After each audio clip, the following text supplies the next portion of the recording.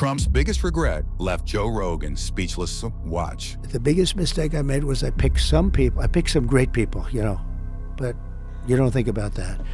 I picked some people that I shouldn't have picked. I picked a few people that I shouldn't have picked. And neocons?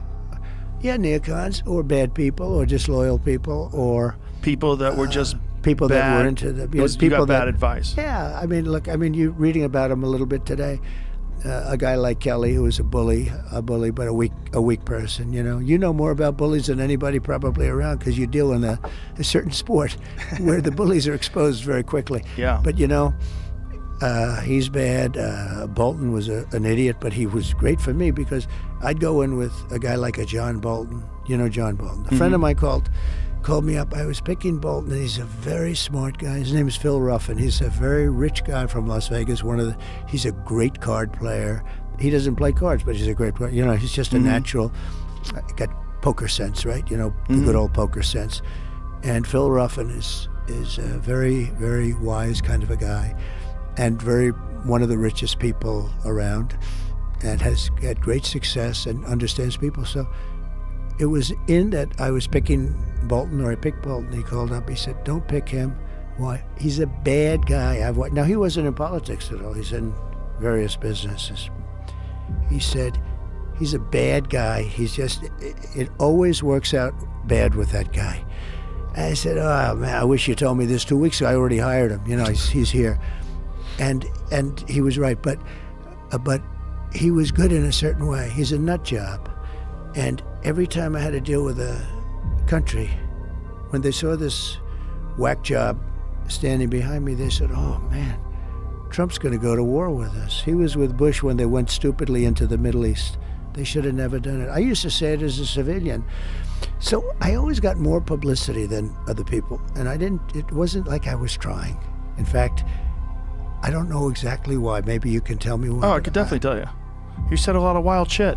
Maybe. You said a lot of wild shit, and then CNN, in all their brilliance, by highlighting your wild shit, made you much more popular. Yeah. And they boosted you in the polls because people were tired of someone talking in this bullshit, pre-prepared politician lingo. And even if they didn't agree with you, they at least knew whoever that guy is, that's him. That's really him. Yeah. When you see certain people talk, certain people in the public eye, you don't know who they are. You have no idea who they are. It's very difficult to know. You see them in conversations. They have these pre-planned answers. They say everything. It's very rehearsed. You never get to the meat of it. One of the beautiful things about you is that you freeball. Like, you get out and you do these huge events, and you're just talking, and you're making. We've highlighted you on the show many times when you did this Biden impression where he's walking around, he doesn't know what he's doing. It's funny. It's stand up. It's funny stuff. But it's like and you were making fun of Elon one time. You were doing an Elon impression. It's great. You have like comedic instincts. Like when you said to Hillary, "You'd be in jail." Like that's great timing. Yeah. But it's like that kind of stuff was unheard of as a politician. Like no one had done that. And I think... it's funny. You need at least the attitude of a comedian when you're doing this business. This is a very dangerous business, first of all. It's a very tough business.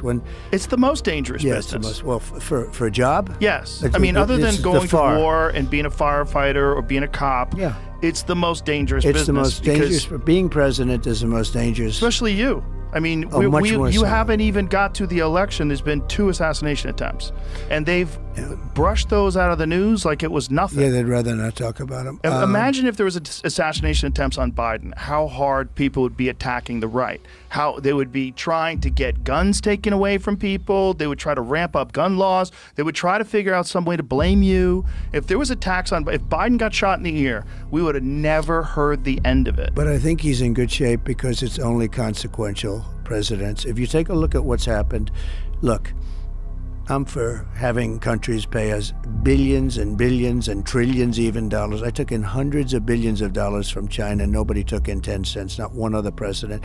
I do things that make it, that don't necessarily make me so popular. I just do what's right. And when you do that, you're more, look at Iran. We would have never had the attack on Israel at all. Iran was broke. I told China, if you buy, you can't do business in the United States under any circumstance. We're going to go cold turkey with China. Some people think that would have been a good idea anyway. But if you buy any oil, 1 barrel of oil from them, you're not doing business. I said that to many countries. Iran was broke. They had no money for Hezbollah. They had no money for Hamas. They had no money. But I make myself, I understand what I'm doing. You make yourself a target, and it's a very dangerous business. But if you just look at statistically, so I saw a thing, I don't know if it's right, but 1/10% for a race car driver. It's a pretty dangerous business, right? Yeah.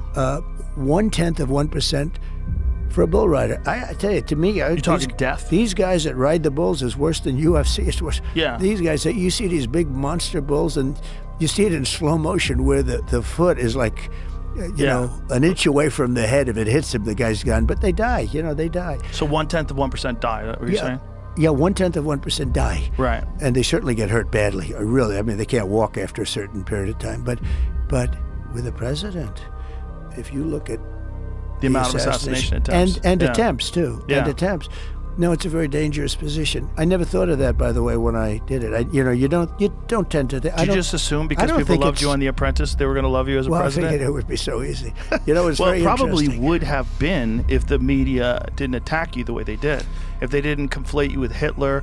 I mean, even today, like Kamala was talking about you and Hitler. They're going to take what you said about Robert E. Lee.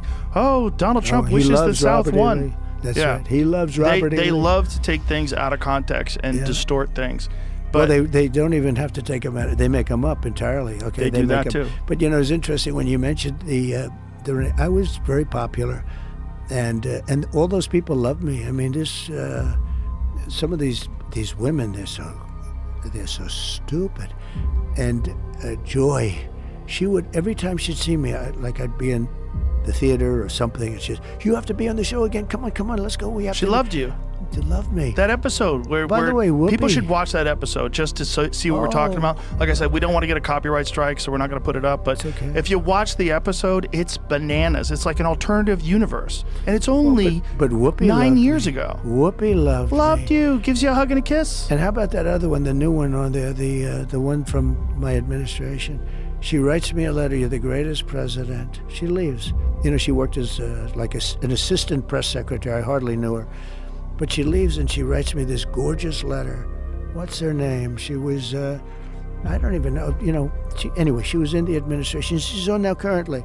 Sits on the far right-hand side, whatever the hell her name is. And she writes a letter, the most beautiful letter. She's quoted in the paper. He was the greatest president, blah, blah, blah. Then all of a sudden she goes to the View. She started hitting the hell out of me. Because they won't hire her unless. I've had many people go on CNN and they call and said, I don't know what to do. They want to pay me a lot, but I have to be negative on you. I said, be negative, that's okay. There are guys on like CNN, they won't hire them. Sean Duffy is a congressman, and he retired. He got a good job with CNN, but he was only positive about Trump. So they kept him, but they would never put him on. I mean, I respect what he did. He could have gone, negative. I tell people, go negative. Let my friends make the money. Well, it's just so crooked. The press is so crooked. It's crooked, but it's also they're diminishing themselves. They're killing all their credibility, and it's opening up the credibility to new media. It's opening up the credibility to independent media. All these. The worst I've ever seen, though, and I've seen the worst. I mean, I've been a part of it. I've seen the worst. Kamala goes on 60 Minutes, gave an answer that a child wouldn't give. It was so bad. And 60 Minutes took the answer out. They took the whole, and they put another answer in. They edited it deceptively. Which didn't make sense either, but it was better. They took it wasn't editing. It was fraud. This was not editing. Editing is where I'll give an answer and they'll take a couple of words and change them around, or they might even take a sentence or two off, which is very bad. But it's sort of bad. I'd give an answer which was a very good answer. I always talk about, I like to give the weave. I like to. You like to weave things in. Yeah, but when you do the weaves, and you have to be very smart to do weaves. When you do the weave, look at this. Just in this one thing, we're talking about little pieces all over here, but it always ends up. Home. No, it comes back home. Yeah. For the right people, for the wrong people, it doesn't come back home, and they end up in the wilderness, right? but they can take my answer, and you know what? They may take a little piece of it out or something, and they use the term, "Yes, we wanted to save time." Well, it's not. But I've never heard. I think it's the biggest scandal in broadcast history, what happened to CBS. So you have CBS 60 Minutes. That's a news program. It's not an entertainment program. It's under their news. It's the head of their news thing. She gives an answer that shows that she's essentially incompetent. And they took the answer. Could you imagine them doing that for We can me? show it if you want people to see it. Can we Go show ahead. it? No? Sure. We get in trouble? We'll get copyright strike? Okay. Listen, I'll anyone can find indemnify it, you. but it's drastic. But what was interesting was the other full version was available initially. It was like a preview. Somebody made a big mistake. Somebody put that preview out Some there. kid and put then, the preview out. Exactly. And then the bosses did this or that. And then all of a sudden they Exactly. said, we got a problem. Exactly. Thanks for watching. Like and subscribe.